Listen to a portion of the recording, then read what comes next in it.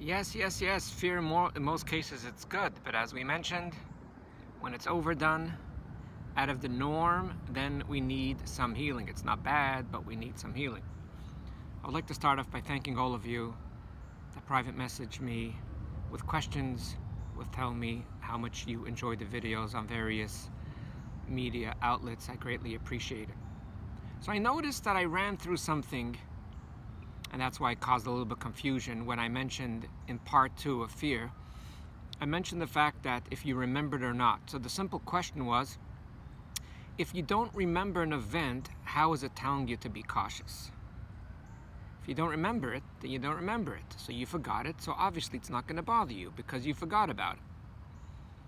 So there's 2 types of trauma.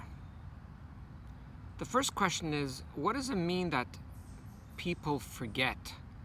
Well, it's two parts of the question. A, what does it mean people forget? How are you 12 years old, 10 years old, and you forget a huge event that happened to you? Number 2, I forgot number 2. All right, let's move on. Number 2 is why. Yes, I remember now. Why do people forget? Why do some people forget and some people don't forget? So let's start with an analogy.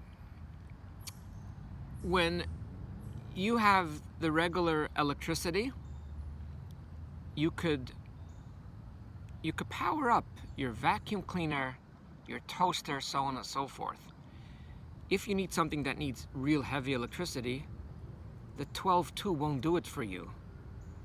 You would need a way thicker cable or a different type of cable, and I forget the number, typically for your stove, electrical stove, or for your dryer, electrical dryer.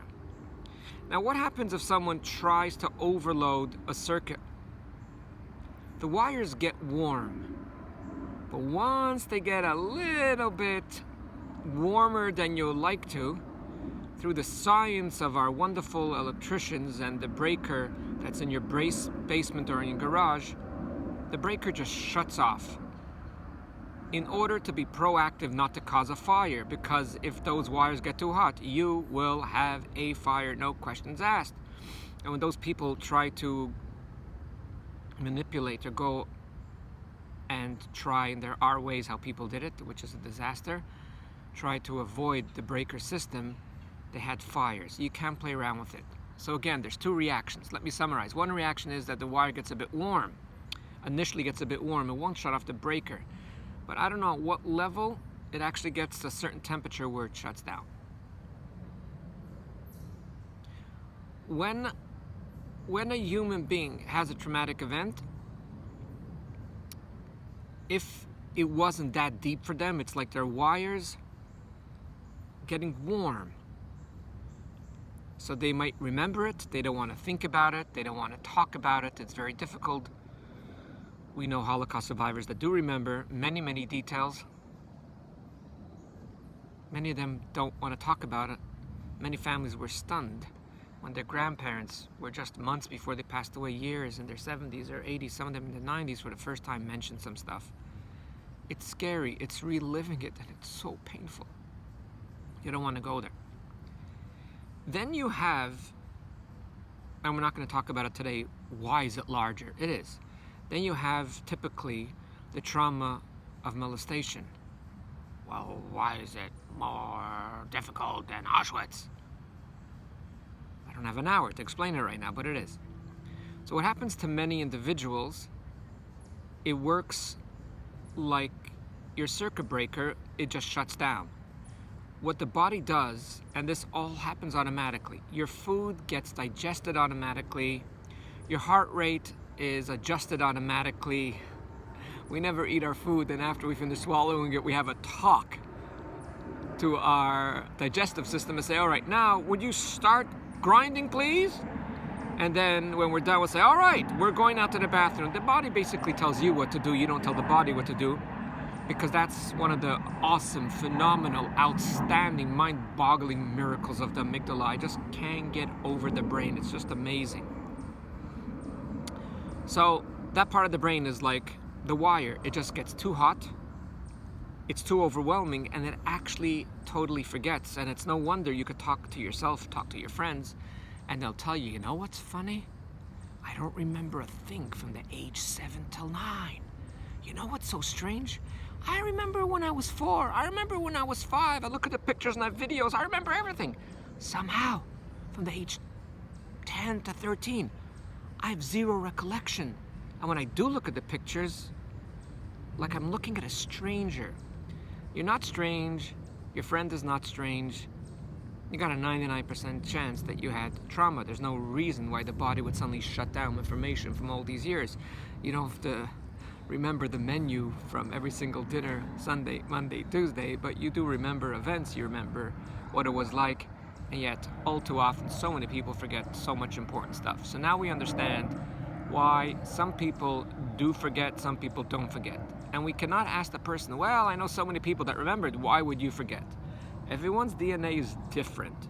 One simple example without elaborating is, for example, a child, which is rare, but I think there's 5% of children that actually are not scared.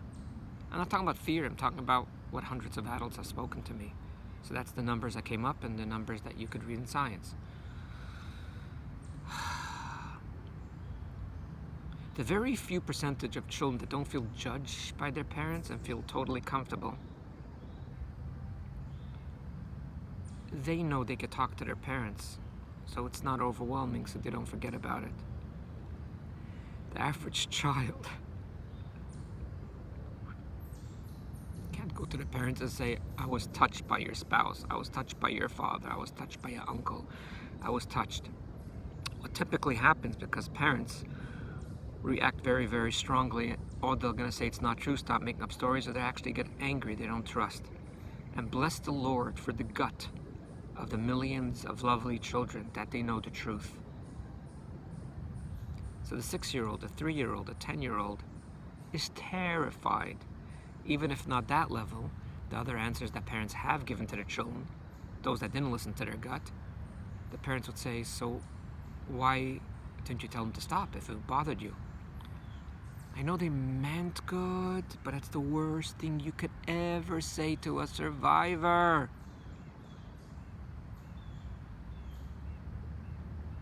Because if they have any pain, now the pain escalates and goes through the roof. So it is my fault. Of course it is my fault. I'd rather feel more secure and fantasize that all adults are perfect under God and they give us security. My mother even asked me, so why didn't you tell him to stop? It's my fault. Now I'm bad and I'm sexual and I'm evil and I'm dirty and God hates me, and I'm looking around to see when the lightning is going to hit me. So let me just summarize the 2 levels of trauma that create a lot of fear.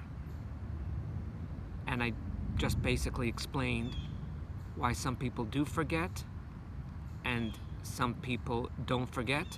Now we're left with one question I'll answer next week. So to those people that have forgotten the trauma, which we didn't answer today, why they're still scared to do things.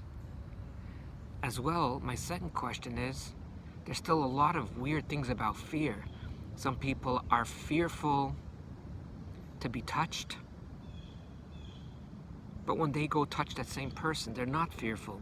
What's going on with fear? Fear and anxiety, so much complications, but it's all tied in. I will talk about it next week. Thanks for taking time to listening. If you have any questions or any comments, or if you want to get out of emotional hell, I'm here. Have an awesome, delightful day. Shana Tova, Gemar Chatima Tova, a good, sweet, and New Year for all my Jewish clients. All the best and have a wonderful and delightful week.